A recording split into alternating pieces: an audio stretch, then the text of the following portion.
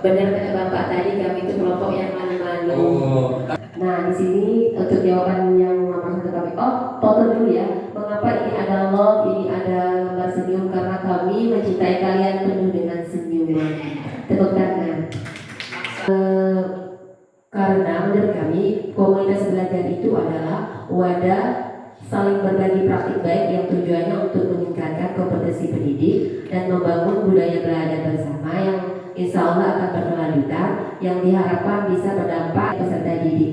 Itu menurut kami apa komunitas belajar itu. Kemudian yang kedua, sejauh mana komunitas belajar di sekolah ini, hampir semua dari guru kami di sini bisa menyelesaikan aksi nyata. Kenapa itu prosesnya Pak dari 41 modul itu mungkin insya Allah selesai semua itu karena perasaan dari kepala sekolah kami luar biasa. Jadi ada tempat yang tidak ada perbedaan pendapat, tinggal bagaimana cara kita menyikapi. Oh ternyata saya sih memang kelirunya di sini. Oh benar ternyata dia itu salah kayak kami nanti. Itu bersama fasilitator. Kemudian PMO juga wajib diikuti setiap sebulan atau 2 bulan, itu wajib. Kemudian ada lagi lokakarya, kemudian ada lagi komunitas belajar. Jadi jadwal sama, kadang ada perubahan. Kami juga sama menjadwalkan di hari Rabu. Namun jika pada hari itu kawan Ibu Romi ya, Ibu Romi kami itu sudah menyelesaikan semuanya sampai post-test beberapa topik di PMM. Siapa yang ditanya, siapa yang memberi ya? Iya, sudah berapa sertifikatnya? Alhamdulillah saya sudah menyelesaikan semua modul dari 41 modul dan alhamdulillah sertifikatnya sekarang itu kalau tidak berubah 17 Pak. Wow. Modul yang tidak perlu dipelajari itu dipelajari ya ini. Karena kan teman saya yang di Palembang itu yang menurut saya paling banyak cuma 15. Itu paling banyak guru SMK. Dia gagal tahu lah. Dia Assalamualaikum warahmatullahi wabarakatuh. Waalaikumsalam warahmatullahi wabarakatuh. Salam dan bahagia. Terima kasih Bapak Giri atas kesempatannya, Bu Indah dan kawan-kawan semua. Kenapa komunitas belajar itu penting? Ya, jawaban dari kelompok kami. Menurut kelompok kami, komunitas belajar itu penting karena sebagai wadah atau tempat kami melakukan refleksi terhadap kegiatan pembelajaran di mana tujuannya agar bisa meningkatkan kualitas pembelajaran dan hasil belajar peserta didik. Itu menurut kelompok kami. Artinya jadwalnya sudah disepakati secara bersama, begitu juga dengan komitmen atau kesepakatan yang sudah ada dihormati oleh seluruh anggota Kombel. Nah, seperti itu. Yang terakhir, untuk kelemahan dan kelebihannya, nah ini karena kekurangan kertas tadi, jadi masih banyak yang belum tertera di sini. Cuman salah satunya tukarnya jadwal pelaksanaannya itu belum disepakati secara apa namanya nyata, atau pada awal kita terbentuk itu belum terjadwal begitu ya. Akan tetapi sekarang sudah. Kemudian belum membahas tentang refleksi hasil belajar peserta didik. Nah, ini mungkin di awal-awal kemarin Pak Yanto ya. Nah, nanti untuk kelebihan seluruh anggota antusias untuk mengikuti kegiatan Kombel. Nah, ini mengapa Kombel itu penting? Jadi menurut kelompok kami, Kombel itu penting karena sebagai forum diskusi bagi pendidik dan tenaga kependidikan untuk meningkatkan kualitas pembelajaran dan membangun budaya belajar yang berkelanjutan. Jadi bukan hanya masalah guru, tapi masalah di tata usaha dan sebagainya juga menjadi permasalahan. Kemudian yang kedua, sejauh mana setelah sudah berjalan Kombelnya kurang lebih 1 tahun, kemudian kegiatan sudah terjadwal seperti kelompok-kelompok yang lain tadi.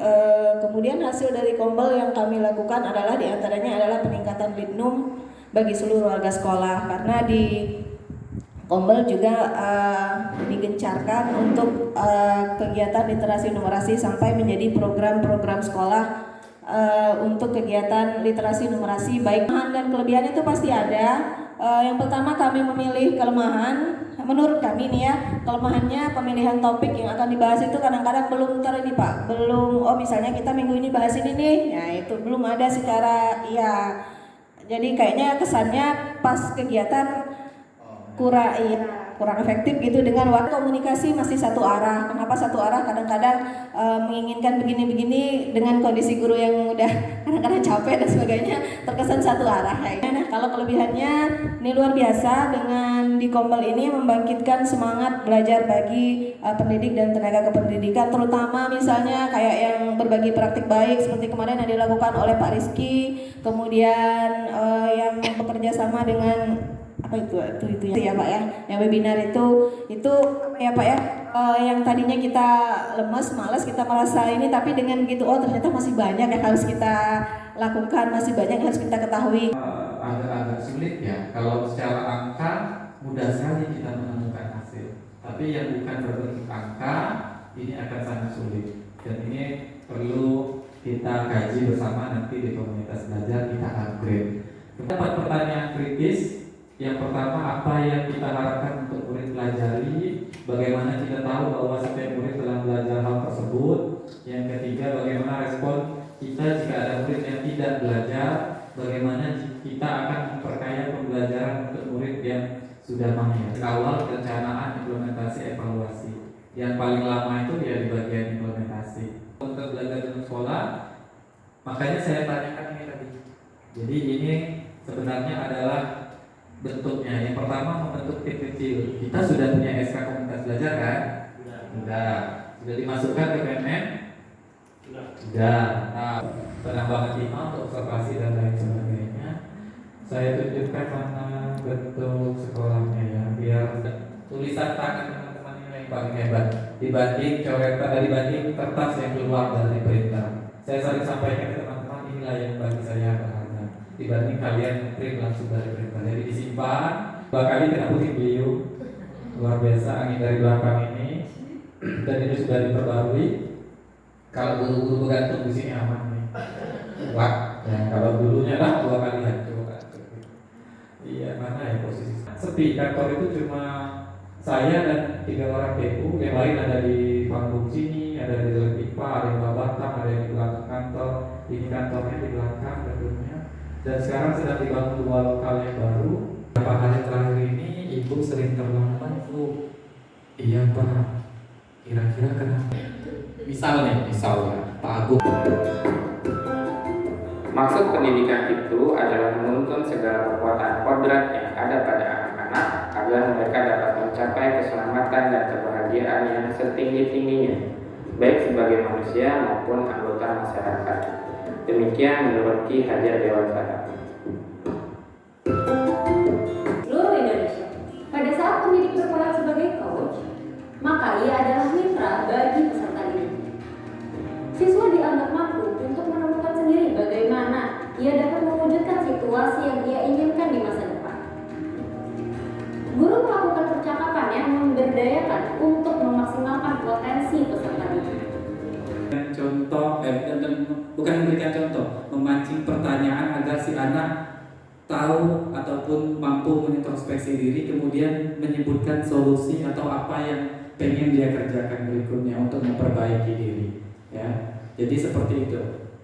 Dari paradigma berpikir coaching fokus pada peserta didik, guru fokus pada bagaimana peserta didik dapat maju sesuai keinginannya dengan berkata, lantas apa yang kamu inginkan sehubungan dengan lomba itu?